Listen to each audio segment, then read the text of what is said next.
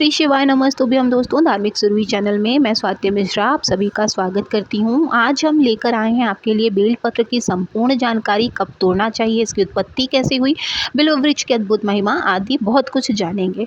तो चलिए अपने वीडियो को हम शुरू करते हैं और अगर वीडियो अच्छी लगे तो प्लीज़ चैनल को ज़रूर लाइक करिएगा। त्रिदलम त्रिगुणाकारम त्रिनेत्रम च त्रयायुधम त्रिजन्म पाप संहारम बिल्व पत्रम समर्पयामि, यानी कि मैं 3 दल वाला सत्व रज एवं तम स्वरूप सूर्य चंद्र अग्नि त्रिनेत्र रूप और आयुध त्रय स्वरूप तथा तीनों जन्मों के पापों को नष्ट करने के लिए ये बिल्व पत्र मैं भगवान शिव को समर्पित करता हूँ।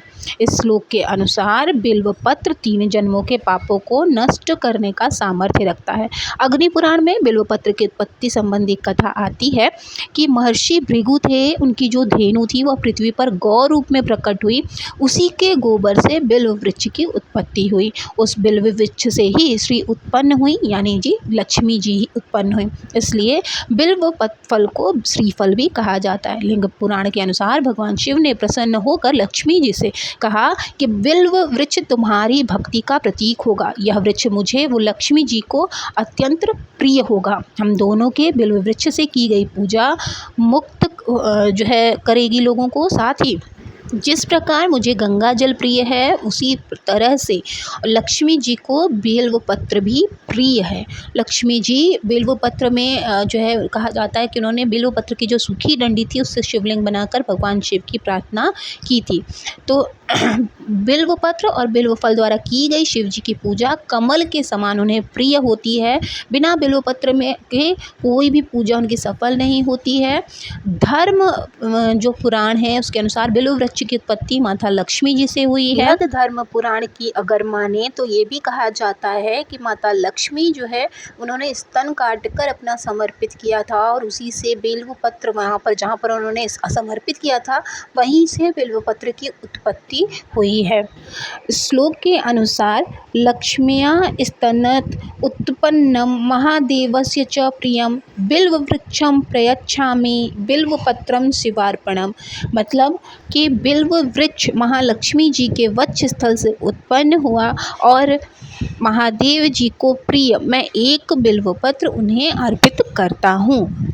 अब कथा के अनुसार लक्ष्मी जी द्वारा स्तन काटकर चढ़ाने से हुई बिल्व पत्र की उत्पत्ति हुई थी, जहाँ पर लक्ष्मी जी ने भगवान विष्णु को पति रूप में प्राप्त करने के लिए शिव जी की घोर तपस्या, आराधना और बहुत कठिन तप किया, जिसके फलस्वरूप और अंत में लक्ष्मी जी ने ओम नमः शिवाय इस पंचाक्षर मंत्र से 1 सहस्त्र यानी 1000 कमल पुष्प द्वारा शिव जी की आराधना अर्चना की। तब शिव जी ने उनकी परीक्षा लेने के लिए 2 कमल के जो पुष्प थे वो चुरा लिए थे, जिससे उनकी पूजा में विघ्न हो। और तभी लक्ष्मी जी ने 1 कमल पुष्प कम होने पर अपना बायां वक्ष स्थल काट कर शिव जी पर चढ़ा दिया। फिर क्योंकि स्तन की उपमा कमल से की जाती है, जब लक्ष्मी जी दूसरा कमल उन्होंने देखा कि दूसरा भी कमल कम है, तो उन्होंने दूसरे कमल अपने स्तन को भी काटने के लिए जैसे ही वो अर्पण करने के लिए तैयार हुई, शिव जी प्रकट हो गए और माता लक्ष्मी से प्रसन्न हुए और उन्होंने उनको आशीर्वाद में विष्णु जी से विवाह करने का आशीर्वाद भी दिया। उनकी तपस्या से वो प्रसन्न भी हुए और बोले कि अब तुम ऐसा मत करो, जो 2 कमल के फूल थे वो तुम्हारी परीक्षा लेने के लिए मैंने ही चुराया था, तुम समुद्र तनिया हो। वैसे भी भगवान शिव आदि शल्य चिकित्सक हैं और अगर नॉर्मल भाषा में समझें तो भगवान शिव जी प्राचीन सर्जन हैं। उन्होंने गणेश जी को हाथी का और दक्ष प्रजापति को बकरे का मुख दिया था।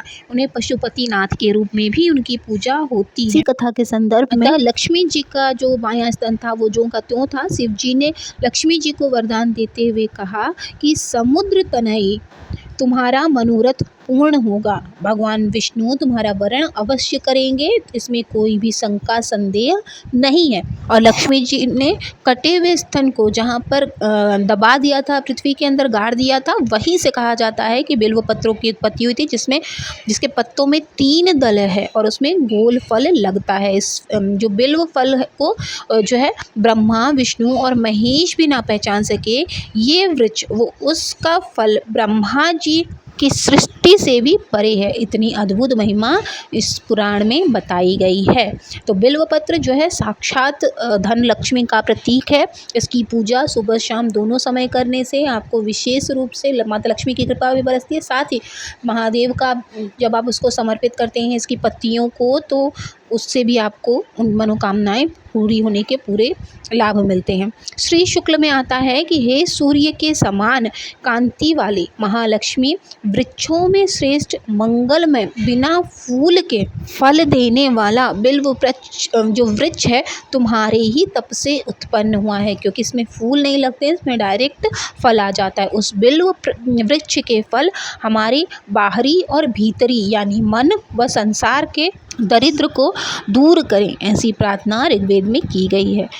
इस बिल्व पत्र की ऐसी अद्भुत महिमा है कि एक बार यदि आपने बेल फल जो है वो खा लिया है तो 27 दिनों तक आपके मन में सात्विकता तो रहती ही रहती है। साथ ही कहा जाता है कि 27 दिन के भीतर यदि आपकी मृत्यु हो जाए तो आपको सद्गति मिल जाती है। मतलब पेट में कुछ ऐसा गंदगी, अगर कुछ तमो चीज़ें खा ली आपने, तामसिक चीज़ें भी खा ली, तो भी आपको शुद्ध ही माना जाता है।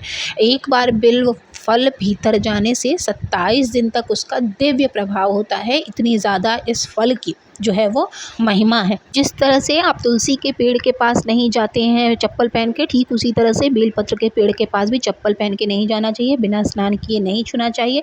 बिल्व वृक्ष के स्पर्श और पूजन का मंत्र भी है, इसको मंत्र के साथ इसकी पूजा करनी चाहिए। श्री फलाय नमः, श्री द्रुमाय नमः, श्री फलाय नमः, श्री द्रुमाय नमः, श्री फलाय नमः, श्री द्रुमाय नमः, ऐसे करके इनके जो है वो मंत्र होते हैं, इनकी पूजा की जाती है। भी आप बिल्व पत्र को स्पर्श करें तो इसी मंत्र को आपको दोहराना चाहिए। श्री फलाय नमः, श्री द्रुमाय नमः। बिल्व पत्र के नीचे 68 करोड़ तीर्थों का निवास होता है। तो जब आप किसी पेड़ के नीचे, वृक्ष के नीचे बैठकर उसका दीपदान करते हैं, उसके जल को सींचते हैं, तो आपको करोड़ों जो है पुण्य लाभ मिलते हैं। बिल्वपत्र में भगवान विष्णु, महेश और ब्रह्मा जी का भी वास माना जाता है।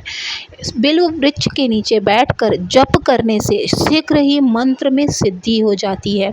इसी के साथ साथ अगर आपके पास शिवलिंग नहीं है और आपने बेलपत्र के पेड़ का पूजन कर लिया है तो भी आपकी पूजा शिवजी की पूजा के बराबर ही मिलती है। बिल्व वृक्ष की पूजा और दीपदान यदि रविवार और द्वादशी के दिन शाम के समय प्रदोष काल के समय की जाए, यानी कि बिल्व वृक्ष के नीचे यदि आप तिल के तेल का या शुद्ध देसी घी का जो है गोल बाती का दीपक जो है अगर आप जलाते हैं तो आपको शिव जी की पूजा का पूरा फल मिलता है। और ब्रह्म हत्या जैसा अगर दोष लगा हो तो उसके भी पाप नष्ट हो जाते हैं। इसलिए कहा जाता है कि प्रदोष के समय, प्रदोष काल के समय में आप बिल्व पत्र के नीचे, तुलसी माता के नीचे, शमी पत्र के पेड़ के नीचे दिया ज़रूर लगाएं।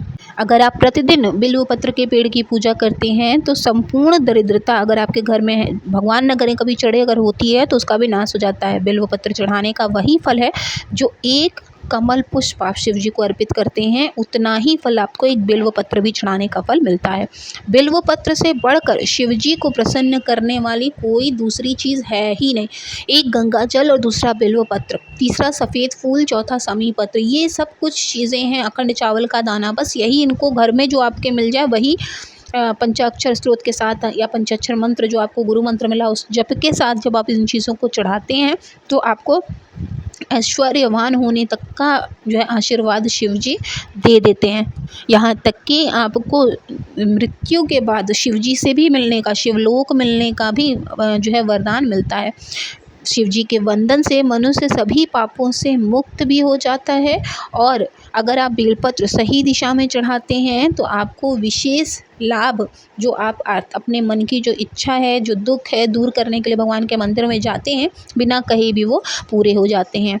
तो अंत समय में ये भी कहा जाता है कि बिल्व पत्र के पेड़ के नीचे अगर आपकी मिट्टी रख दी गई है, आपको वहाँ पर छाया मिली है अंत समय में भी, तो भी आपको सद्गति प्राप्त हो जाती है। कृष्ण पक्ष की अष्टमी जो है अगर आती है तो इसको काला अष्टमी कहते हैं। कृष्ण पक्ष की जब ये अष्टमी होती है, अगर इस दिन आप अखंड बिल्व पत्रों से भगवान शिव की पूजा करते हैं तो आपको जो आपने ऐसा लग रहा हो, अंदर से आपको ऐसी भावना हो कि बहुत आपसे मतलब रियलाइजेशन, एक सेल्फ रियलाइजेशन होता है कि हमसे बहुत बड़ा हो गया है, अब आगे से नहीं करेंगे गलती, उन तरह के जो है दोषों से भी मुक्ति मिल जाती है। तो इसलिए जभी भी अष्टमी आती है कृष्ण पक्ष की, तो उस दिन शिव जी के मंदिर में जाकर अखंड, मतलब बिना गिने, आप ये नहीं कि गिन के रखे हो, अखंड बिना गिने बिल्व पत्र महादेव को चढ़ाइए, आपको सभी दोषों से राहत मिलेगी। बिल्व पत्र वृक्ष के मूल में जो मनुष्य दीप मालिका जलाता है वह तत्व ज्ञान से पूर्ण ज्ञानी हो जाता है, उसकी मोह माया जो है वो समाप्त हो जाती है और जितना है उसी में वो संतुष्ट रहने लगता है। नवमी, चतुर्दशी और अमावस्या तिथि को, संक्रांति व सोमवार को बेल पत्र बिल्कुल भी तोड़ा नहीं जाता है। ठीक है, तो इन दिनों में बेलपत्र आप बिल्कुल भी ना तोड़ें, क्योंकि बेलपत्र शंकर जी को बहुत प्रिय हैं और अगर आप उसे नुकसान पहुंचाते हैं, क्षति पहुंचाते हैं, इसका मतलब कि आप सीधे महादेव को क्षति भी पहुंचा रहे हैं, और चाहे आप लाख उसके बाद श्रृंगार कर लें बिल्वपत्र से, आपकी पूजा जो है वो पूरी नहीं मानी जाएगी। इसलिए इन तिथियों में पहले दिन का रखा हुआ बिल्वपत्र चढ़ा देना चाहिए। जैसा कि मतलब अगर आपने एक दिन पहले भी किया, या तो व्यवस्था कर लीजिए, या तो एक दिन पहले का चढ़ाया हुआ भी आप चढ़ा सकते हैं, या अगर आप मंदिर में गए हैं, किसी ने पहले से ही चढ़ाया हुआ है, तो उसको भी धोकर आप दोबारा जो है चढ़ा सकते हैं। लेकिन इन दिनों में आपको बेलपत्र बिल्कुल भी तोड़ना नहीं चाहिए। जब आप शिव जी को बेलपत्र चढ़ाते हैं तो ध्यान रखना चाहिए कि बेलपत्र छिद्र रहित होना चाहिए, यानी कि कटा पिटा ना हो, गंदा ना हो, उसमें धूल मिट्टी बिल्कुल भी ना लगी हो। 3 पत्ते वाले कोमल अखंड बिल पत्रों से भगवान शिव की पूजा करनी चाहिए। जितनी ज़्यादा आप कोमल नवल पत्तियों से उनका श्रृंगार करेंगे, उतना ही ज़्यादा आपको लाभ और संतुष्टि दोनों मिलेगी। बिल्व पत्र में चक्र व वज्र नहीं होना चाहिए, कि जो बिल्व पत्रों में सफ़ेद सफ़ेद सा कुछ लगा रहता है वो नहीं होना चाहिए। सफ़ेद दाग टाइप का बना रहता है, पत्तियाँ पुरानी हो जाती हैं, चक्र बना रहता है, वो नहीं होना चाहिए। और जो डंठल होती है पीछे, आप जब बेलपत्र लेकर आते हैं तो उसमें पीछे गोल्डी से एक डंठल होती है, उसको गांठ टाइप की जो होती है उसको भी निकाल कर हटा देना चाहिए। इसके सहित शिव जी को कभी भी बेलपत्र नहीं चढ़ाना चाहिए। जो सफ़ेद भाग होता है उसको चक्र कहते हैं, और जो पीछे का गांठ होता है उसको वज्र कहते हैं। तो चक्र और वज्र हटा कर ही भगवान शिव जी को बिल्व पत्र हमेशा समर्पित करना चाहिए। इसी के साथ बिल्व पत्र जब आप कई सारी अगर चढ़ा रहे, 5 के ऊपर जब आप चढ़ाते हैं, तो जो आखिरी बिल्व पत्र आप चढ़ाते हैं, या तो उस पर इत्र लगा दीजिएगा, या ओम नमः शिवाय, या फिर जय श्री राम, या फिर अखंड चावल का दाना, या भस्म, मतलब खाली नहीं चढ़ाया जाता, कुछ उस पर रख के आखिरी बेलपत्र को हमेशा, बेलपत्र जब 5 से ऊपर आप चढ़ा रहे हैं तो हमेशा उसके ऊपर कुछ रख कर ही चढ़ाना चाहिए। अगर आप ओम नमः शिवाय मंत्र का जाप नहीं कर सकते हैं, नहीं करना चाहते हैं, तो महामृत्युंजय मंत्र का या फिर पंचाक्षर जो स्त्रोत होता है उसका भी पाठ करते हुए आप, या फिर सांब सदाशिव या शिव शिव कहकर भी बेलपत्र को चढ़ा सकती हैं। जब भी मंदिर में जाएं, अगर आपको पहले से ही बेलपत्र मिली हुई है, मंदिर के ऊपर कोई इस तरह से देखे जैसे केला रखा है, फल रखा है, तो कहा जाता है ना कि उसके ऊपर वजन नहीं होना चाहिए। तो आप जब भी जाएं मंदिर परिसर को साफ़ कर दें, वहाँ पे साफ़ सुथरा कर दें। जो दीपक ठंडे हो गए हैं, जो जलने के बाद ठंडे हो चुके हैं, उसको एक तरफ करके हटा दीजिए। बिल्व पत्र वापस आप दोबारा धुलकर चढ़ा दीजिएगा। कभी भी शिवलिंग का जो ऊपर का लिंग है, जैसा मैंने पहले भी आपको बताया, कभी भी खाली नहीं रखना चाहिए। बाय द चांस अगर आपके पास बेलपत्र नहीं है तो उसके ऊपर आप कोई सफ़ेद फूल या अखंड चावल का दाना या कुछ भी, भस्म, चंदन, कुछ भी आप लगाकर उनको, ऊपर का पिंड कभी उनका खाली नहीं रहना चाहिए। जहाँ पर स्पेशली जलहरी ना हो, वहाँ पर विशेष ध्यान देने की ज़रूरत होती है। शीघ्र मनोकामनाओं की पूर्ति के लिए जब आप बेलपत्र चढ़ाते हैं तो उस पर लाल रंग से ओम नमः शिवाय या फिर जय श्री राम लिखने से आपकी मनोकामनाएं पूरी हो जाती हैं। शिव पूजन में संख्या का बहुत महत्व होता है, जैसे कि शिवरात्रि है, या रुद्राभिषेक कर रहे हैं आप, या सावन का सोमवार है, या पूरे सावन में प्रदोष काल में, प्रदोष व्रत में, मासिक शिवरात्रि में जब आप पूजा कर रही हों, तो जो आप बेलपत्र चढ़ाते हैं ना, वो 5 से बढ़ाकर, जैसे 11 कर लीजिए, 21, 108, जितना ज़्यादा आप बढ़ाएंगे, बेलपत्र ही विशेष महत्व है इनके लिए। और जल की धारा, यही 2 कहा जाता है कि सावन में 2 लोटे की जल की धारा और बेलपत्र से जितना ज़्यादा आप उनको अर्पित करेंगे, समर्पण करेंगे, मंत्रों का उच्चारण करेंगे, उतनी ही जल्दी महादेव प्रसन्न होते हैं। तो आई होप कि आपके लिए वीडियो बहुत यूज़फुल रही होगी। शिव जी की पूजा आराधना करते रहिए। सबसे दयालु, सबसे कृपालु महाराज आपके ऊपर अपनी दया ज़रूर बरसाएंगे, बस उनके ऊपर भरोसा और विश्वास बना के रखिए। मिलेंगे नेक्स्ट वीडियो में, तब तक महादेव की कृपा हमेशा आप सभी के घर में अच्छे से बरसती रहे। ओम नमः शिवाय, जय माता दी।